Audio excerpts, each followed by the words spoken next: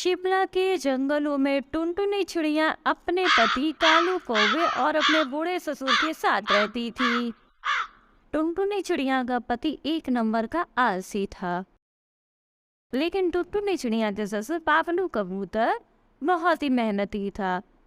इस बुढ़ापे में भी वो प्रतिदिन रोज कचौड़ी और पूड़ी बेचा करता था। एक दिन पापलू कबूतर अपने बेटे से कहता है, बेटा कालू, अब मैं बूढ़ा हो चुका हूँ। अब घर की सारी जिम्मेदारियाँ तू अपने कंधों पर ले लो। अब मुझसे ये जिम्मेदारियाँ नहीं संभाला जाता है। अरे अरे पिताजी, आपको तो बस अपनी जिम्मेदारियों से पलड़ा झाड़ने का मौका ही चाहिए। अभी तो मेरी उम्र ही क्या है ये सब काम करने का। मैं तो कोई बड़ा बिजनेसमैन बनूंगा, देख लेना।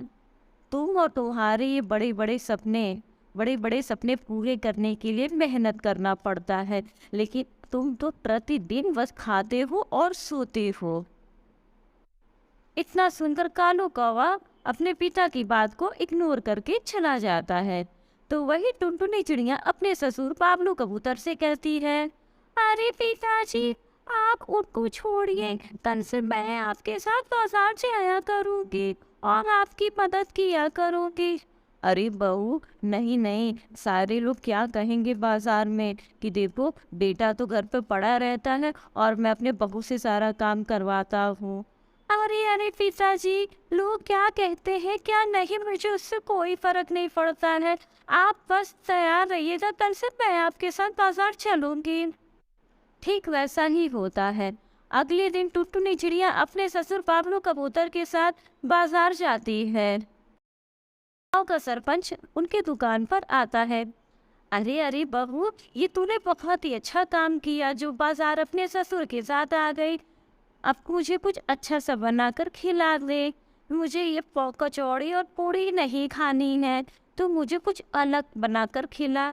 हाँ हाँ काका, क्यों नहीं, मैं आपके लिए फौरन मटका मैगी बनाती हूँ। आप रुकिए बस 2 मिनट।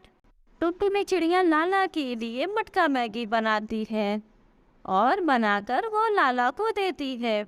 लाला जैसे ही वो मटका मैगी खाता है तो कहता है, अरे वाह बहू, ये बहुत अच्छा मटका मैगी तूने बनाया है। तेरे हाथों में तो जादू है, जादू। मैं तो अब सारे गांव वालों से कहूँगा कि तेरी मटका मैगी खाने को, क्योंकि तू बहुत ही अच्छा और बहुत ही टेस्टी खाना बनाती है। देखते ही देखते टुनटुनी की दुकान पर मटका मैगी खाने के लिए भीड़ लगने लगती है। तभी टुनटुनी के ससुर कहते हैं, अरे बिटिया, तू तो सच में घर की लक्ष्मी है, लक्ष्मी। तेरे आते ही मेरे दुकान में दिन दुगनी रात चौगुनी तरक्की होने लगी। जो मैं 10 दिन में कमाता था वह तू एक दिन में कमाने लगी है। मैं तेरी तरक्की को देखकर बहुत खुश हूँ।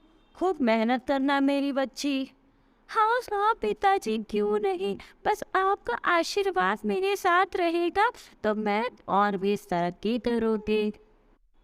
टुनटुनी चिड़िया मैगी बनाने लगती है और सबको खिलाती है कि तभी अपने ससुर से कहती है, अरे ससुर जी, मैगी तो खत्म हो गई है, आप बाहर से मैगी लेकर आइए और नानी तोती के घर से मटके भी लेकर आइएगा, क्योंकि मटका सारा खत्म हो गया है।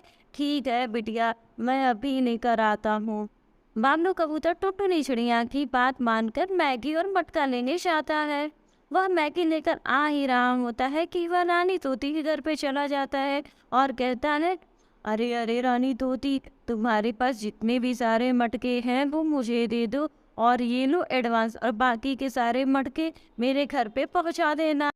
अरे बाबलू जी, मैं तो आपकी और आपके बहू की हमेशा शुक्रगुजार रहूंगी। मैंने तो ये धंधा बंद करने के बारे में ही सोच लिया था। मेरे मटके को तो कोई भी नहीं पूछता था, लेकिन आपकी बहू की वजह से आज मेरे मटके की बिक्री भी बढ़ गई है। मैं तो बहुत ही ज़्यादा खुश हूँ। अभी तो मेरे पास केवल 50 मटके हैं, बाकी के मटके मैं बनाकर आपके घर पे पहुँचा देती हूँ। ठीक है ठीक है। मैगी और मटका लेकर बाबलू कबूतर टुनटुनी चिड़िया के पास जाता है और उसको सारा सामान दे देता है। टुनटुनी चिड़िया की दुकान पर बहुत ही ज़्यादा भीड़ लगी होती है। कालू कौवे को भी अपनी गलती का एहसास हो जाता है और वो टुनटुनी की मदद करने के लिए आता है।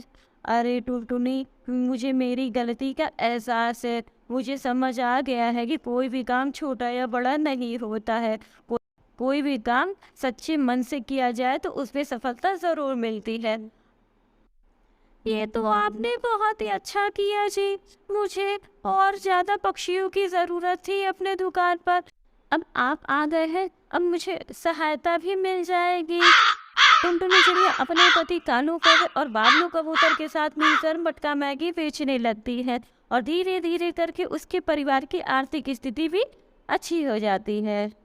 ये वीडियो पसंद आया है तो प्लीज़ मेरे चैनल को लाइक शेयर एंड सब्सक्राइब कर दीजिए।